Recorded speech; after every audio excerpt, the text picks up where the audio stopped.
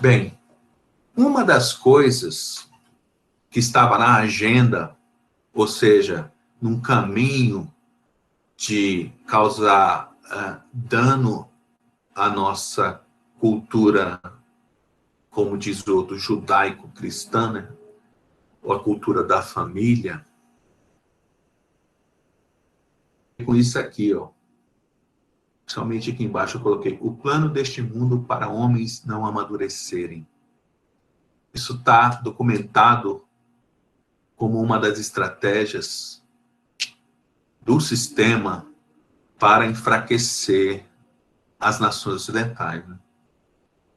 E aí, na verdade, eu vou só usar isso como o link com o que nós falamos na semana passada, mas hoje quero aprofundar para algo que tem mais a ver, menos a ver com este plano e mais a ver com o que Deus espera de nós como discípulos, independente do sistema. Mas era só para pontuar que este plano está descrito lá. À medida que há uma certa prosperidade, né, as pessoas vão buscando esse resultado que se consegue hoje em dia, ele mudou completamente com de 50 anos atrás, 100 anos atrás. Não é para ser exatamente como era.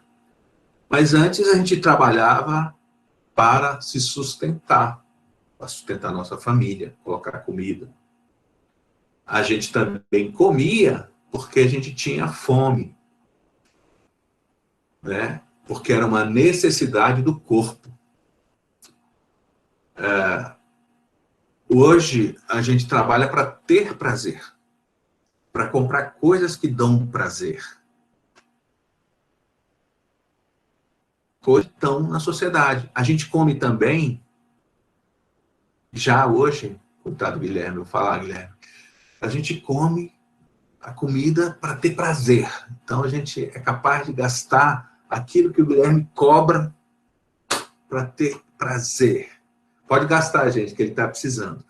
Mas o que eu estou querendo dizer é que as motivações que nos levavam a trabalhar antigamente eram necessidades, e hoje é o prazer. Então mudou uma série de coisas. O problema é que a sociedade está indo nesse caminho e nós estamos indo junto. E é isso que a gente tem que ficar atento.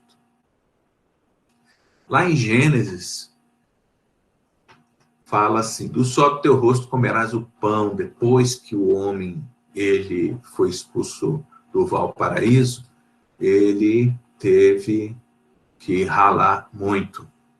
A mulher também, tadinha, ralando muito até hoje. Rala mais do que o homem. Mas, enfim, o homem teve esse negócio. Então, há tempos, a gente poderia observar o seguinte: pessoas milionárias, elas viviam em mansões, né? Então, por mais que a gente esteja falando também disso, vamos abordar um outro aspecto aqui.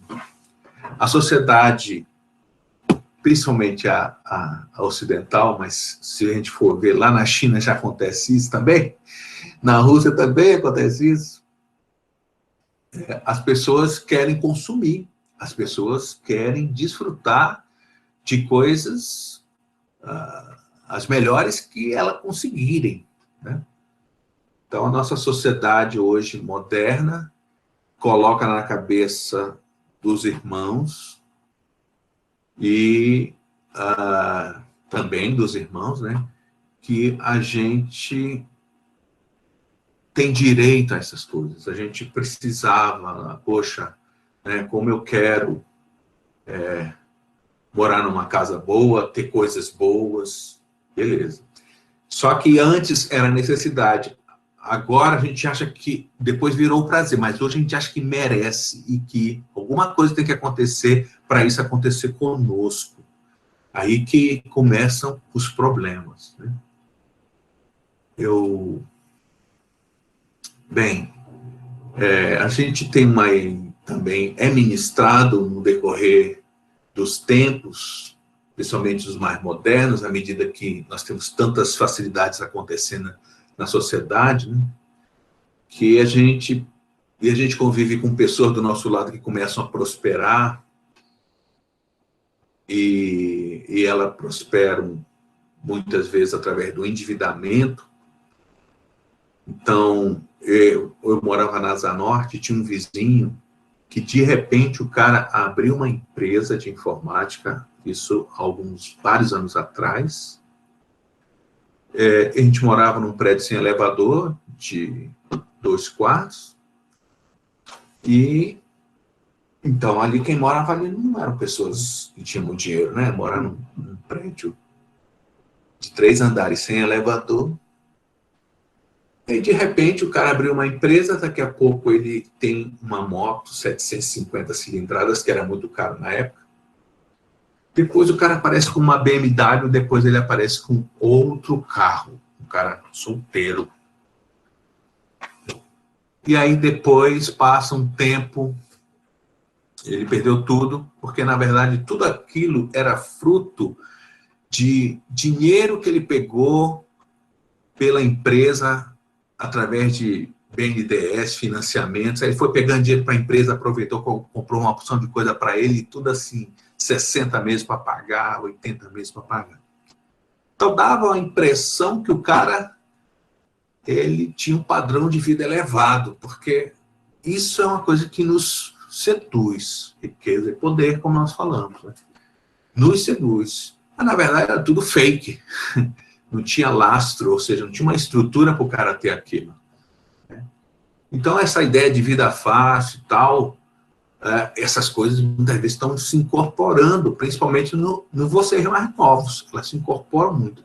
Eu já tive algumas conversas com gerações mais passadas, né? Então, por exemplo, há uns mais de 10 anos atrás, eu tive uma conversa com um grupo de jovens, talvez uns 15 anos atrás aí. A maioria, a gente foi falar sobre definição de profissão, como escolher uma profissão, eles estavam entrando no ensino médio. E hoje, alguns aí têm 30 anos, então eles estavam entrando no ensino médio. Aí a gente teve uma conversa com aquela galera. E aí, o que você pensa? Eu quero fazer comunicação social, eu quero fazer engenharia, eu quero fazer jornalismo, eu quero fazer medicina. Então, todo mundo estava entrando no ensino médio e queria só coisa top. Caí na besteira de falar comigo. Não conversem comigo sobre profissão. Não conversem comigo. Porque eu desanimo todo mundo, eu sou ruim. Tem que conversar com pessoas para cima, eu sou para baixo. Porque sem suor eu não dou crédito. Não dou crédito. Então eu vi o que vocês estão fazendo para serem os melhores alunos da sua escola. Porque vocês estão querendo cursos difíceis e querem entrar na UNB e vão entrar no ensino médio, vocês têm que ser os melhores alunos da escola. Não sei, também não é isso, não precisa. Acho que nenhum daquela geração passou no UNB ou conseguiu esse tipo de objetivo. Aí, 5 anos depois, outro grupo, 10 anos depois, outro grupo, e a conversa cada vez aumenta mais, né? Hoje, eu não sei se os irmãos, ainda não conversei, porque o pessoal já aprendeu não vir conversar comigo, né? Hoje, o cara quer ser MC, youtuber, influenciador digital. Dizem que o influenciador digital é perigoso na hora da eleição, porque na hora que você vai colocar digital, ele pode te influenciar. Brincadeira. Aí é ruim, né? Então, e aí o cara quer ser essa profissão. Então eu quero o máximo que eu conseguir, ir mais longe que eu puder, com o menos suor possível. Isso está na natureza nossa atual, né? Isso não é de Deus, está errado. Não é assim, não foi assim, não será assim. Ok? Então, por favor, não permitam esse tipo de consideração estar na vida de vocês. Suor. Principalmente o homem, principalmente o homem.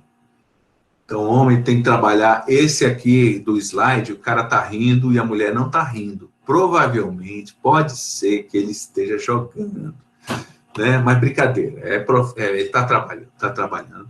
E aí o cara trabalha, o cara sua, o cara ajuda em casa, né? Esse é um homem da sociedade que nós vivemos e que Deus espera que ele exista, né? O cara que vai ficar de pernas para o ar é o Garfield, não é o homem de Deus, não é a mulher de Deus. Tem, muitas vezes, a mulher, não estou falando só de homem, a mulher, muitas vezes ela quer ser uma ótima profissional, quer ter super empregadas, aí de repente o marido ganha pouco, ela quer sair do trabalho, não pode, aí se ela sair do trabalho não pode ter empregada. Tá vendo os dilemas que começam a acontecer? Então, assim, nós precisamos adequar nossa mente àquilo que Deus espera, porque senão as nossas expectativas vão trazer muita confusão no casamento. Nossa cultura prega uma vida fácil. Um dos programas mais assistidos no Brasil é esse aqui. Como é que pode? Mas é. E essas pessoas já foram chamadas de guerreiros. Imagina, guerreiros. A pessoa que fica lá na promiscuidade e ociosidade 24 horas por dia durante vários meses. É chamado de guerreiro. Então, quando a queda aconteceu, a vida fácil foi embora. E nós não devemos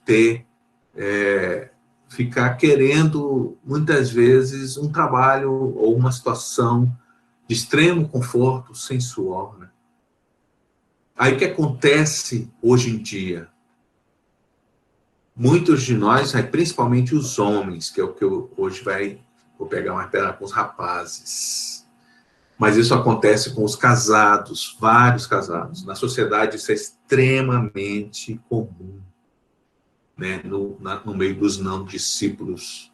As pessoas trabalham, odeiam trabalhar, também não gostam muito de ficar nas suas famílias porque tem que fazer muita coisa, então eles do trabalho já quer ir para o happy hour e já arruma logo futebol ou alguma coisa, porque ele realmente gosta de fazer outra coisa,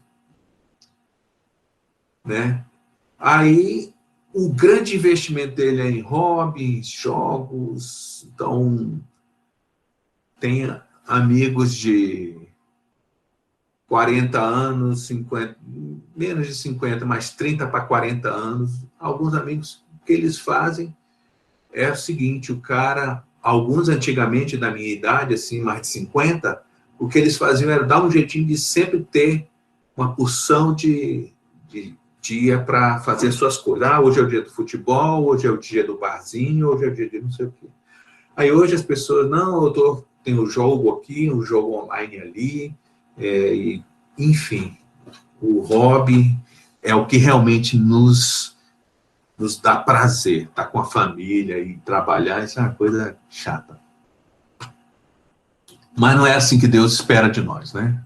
A gente precisa enxergar que existe dignidade em trabalhar e a provisão é melhor do que a profissão.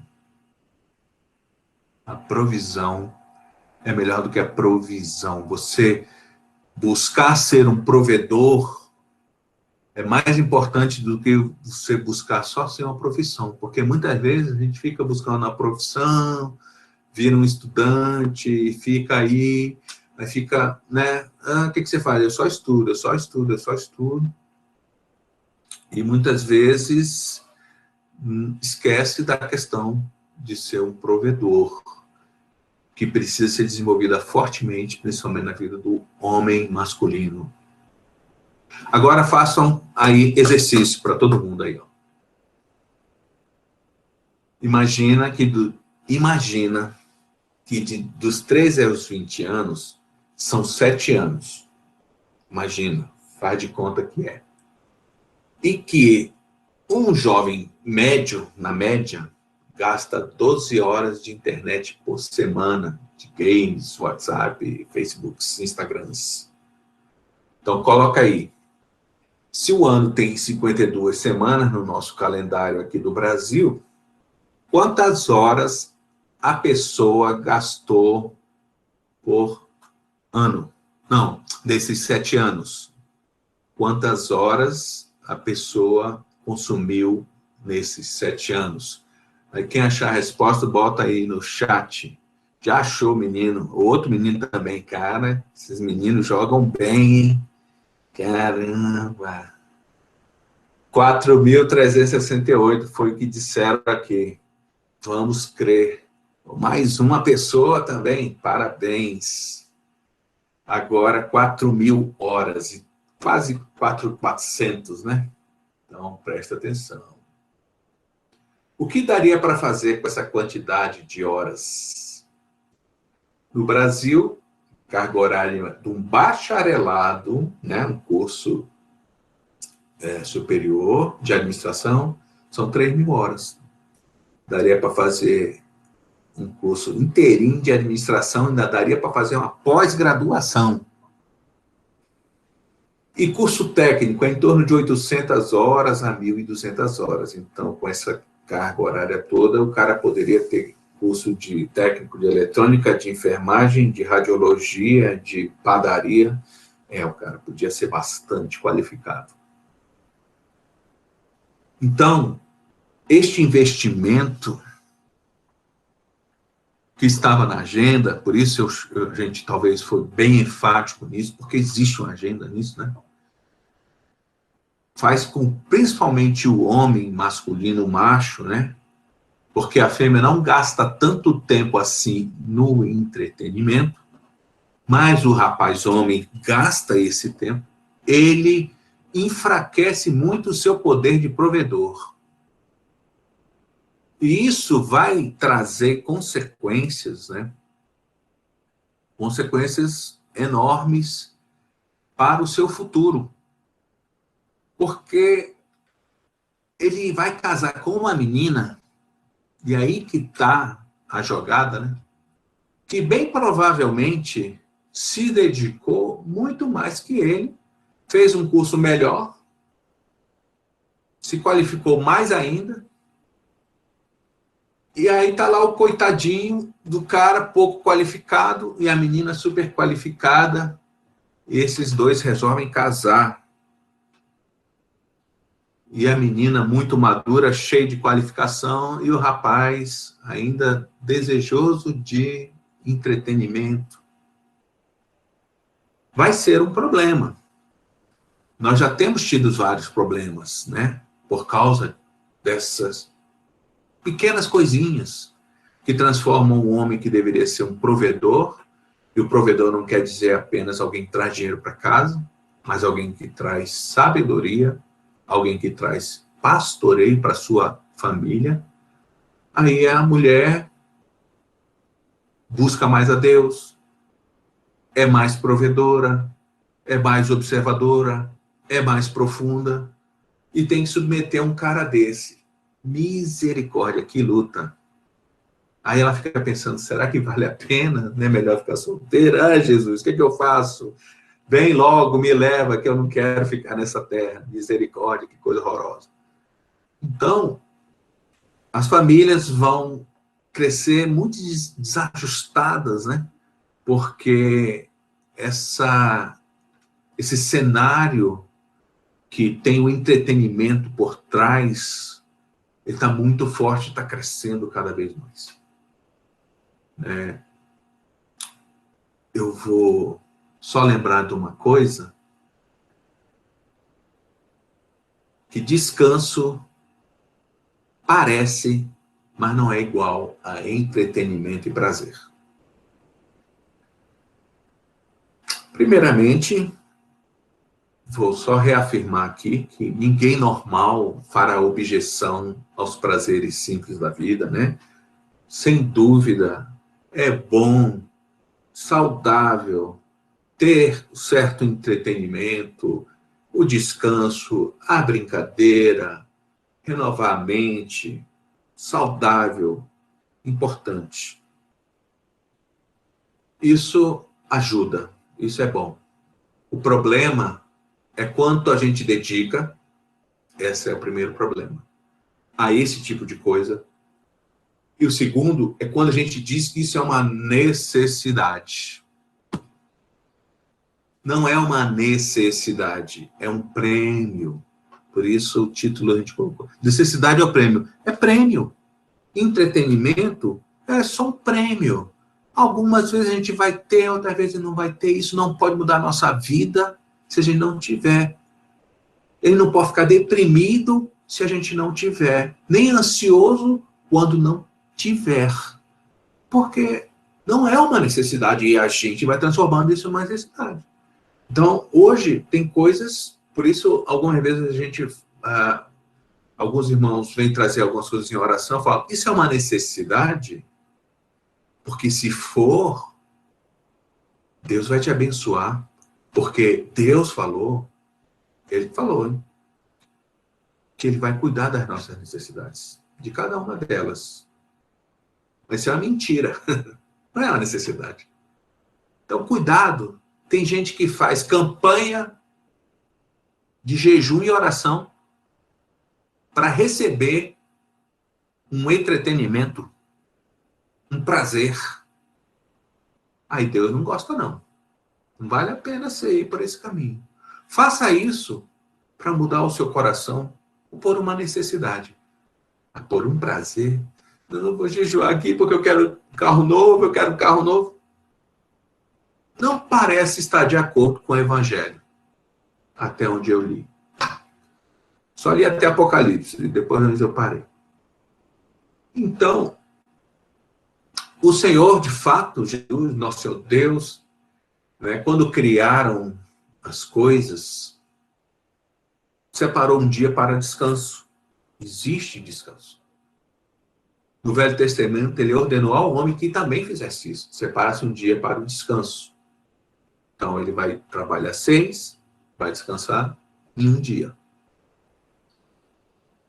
Só que o que aconteceu? Tanto, isso já acontecia no Velho Testamento. Né? O homem tinha que parar para descansar. O que significava descansar? Significava gastar mais tempo com a sua família, que era onde o Senhor esperava que o homem ordenasse. O que significa ordenar? É colocar em ordem a sua família, pudesse ter ali, repassar as coisas do Senhor para a sua família, transmitir o legado para a sua família. Então, para que era esse descanso? Para o homem se dedicar mais à sua família e não ter ocupações com a provisão que o Senhor proveria para aquele dia. O Senhor ia abençoar aquele dia, porque o homem estava provendo a casa nas outras coisas não materiais, na instrução espiritual, no afeto, no cuidado, e também se dedicar ao Senhor, em buscar ao Senhor, em ouvir ao Senhor, em estudar para o Senhor. Não era para ficar à toa. Então, descanso não é ficar à toa. Nunca foi o desejo de Deus. Então, hoje, as pessoas, muitas vezes, nem descansam, ou quando descansam, na verdade, é ficar à toa, ou se encher de entretenimento. Só dizer que isso não é o que Deus espera de nós. Na verdade, então, o que nós queremos alertar com isso tudo é que a gente tome cuidado com que a nossa mente e o nosso coração podem estar nos conduzindo. Tome cuidado com os valores que podem estar sendo colocados no nosso coração, de chamar coisas do que elas não são, de chamar de necessidade o que não é, né? E não querer fugir do suor, do trabalhar, do se esforçar, do dedicar. Isso faz parte da nossa ação como discípulos. Nós precisamos ser modelo também, no trabalho também, no esforço, na justiça, em todas essas coisas. Precisamos, então, entender que tomar cuidado com o que a gente se alimenta, porque essas coisas que a gente se alimenta também levam a gente a ficar com o foco errado. Quando a gente, só relembrando aqui, né? Quando a gente tem um foco errado, a gente erra o alvo. E a palavra pecado no Velho Testamento, traduzindo lá no hebreu, significa errar o alvo. Então, quando a gente perde o foco, a gente vai para o pecado. Rapidinho a gente chega lá nesse pecado. A gente erra o alvo. Então, toma cuidado com essa questão do entretenimento. Toma cuidado para não dizer, eu preciso de um entretenimento, eu preciso de um sofá, eu preciso... Não, querido, se tiver, Deus tiver essa condição, se você tiver essa condição de ter um descanso, ter um entretenimento, ótimo, mas não é uma necessidade. E não viva em função de ter isso. Porque quando a gente aplica em ficar adquirindo também muitas coisas para o nosso entretenimento, e muitas vezes à custa de dívidas, que é um erro grande, né? A gente se endivida para ter entretenimento, para fazer uma viagem, para comprar um equipamento, coisas assim, né? A gente começa a se perder e daqui a pouco confusão demais e a nossa vida começa a ficar sem profundidade até diante de Deus, porque a gente está se investindo em coisa errada. Só observar isso tudo, meditar nisso tudo e não ser um amante do entretenimento, porque ele pode virar um ídolo na sua vida. Ou seja, você se esforçar e trabalhar para alcançar tudo isso aí. Eu vou encerrar agora, antes que vocês comecem a fazer xixi nas calças. Eu só queria contar a história de um filme. Na verdade, não é isso. Eu queria contar uma situação, mas tem um filme que fala dessa história, que se vocês puderem assistir, chama Argo, A-R-G-O. Quem não assistiu e tiver condições, no Netflix é de graça. Infelizmente, no YouTube não é de graça, é R$ 7,90. Mas quem tiver condições de assistir, né, é muito bom. Ele fala da história verídica, da invasão no Irã, da embaixada nos Estados Unidos. A-R-G-O. Alguém escreve aí. A-R-G-O. Argo. Ganhou o Oscar de melhor filme. 2012. Com o Ben Affleck, que é o Super Batman. Olha aí que show. Mas nesse filme ele foi bem. E ele conta a história. No final, a história aconteceu isso. Houve a revolução dos ayatolás lá, o pessoal invadiu a embaixada dos Estados Unidos e colocou refém 52 pessoas. Em um determinado congresso de cristãos, na época, que se juntaram, né, estavam lá para oração, acho que tinha umas 4.000 pessoas nessa época, num determinado ginásio, auditório grandão lá nos Estados Unidos, e o pessoal perguntou assim, a pessoa que estava lá no microfone chegou assim, quantos estão orando pelos 52 reféns que estão presos lá na embaixada dos Estados Unidos no Irã? Todo mundo levantou a mão. Então, bênção demais. Aí depois o cara perguntou, quantos estão orando pelos 52 milhões de iranianos que não conhecem a Cristo? 4 pessoas das 4.000 levantaram as mãos. Aí o cara concluiu assim, vejo que vocês são mais americanos que discípulos de Jesus. Então, tudo que nós falamos, amados, a marca nossa que tem que ser deixada é de discípulos. Eu não posso ser mais bolsonarista que discípulo. Eu não posso afastar as pessoas de Cristo. Eu não posso ser mais esquerdista, lulista do que discípulo. Eu não posso afastar as pessoas de Cristo por causa de alguma coisa passageira, como esses sistemas aí humanos. Então, em tudo que a gente for fazer, a gente tem que ter como alvo semear para o reino de Deus. Então, cuidado com o nível de envolvimento que você tem com essas coisas, porque em tudo nós precisamos cooperar com o reino do Senhor. Nós temos que ser mais discípulos que qualquer outra coisa.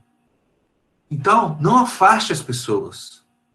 Não afaste. Essas coisas são para ajudar você a não ter problemas com a sua fé, a não se envolver em coisas que podem te desviar do caminho do Senhor.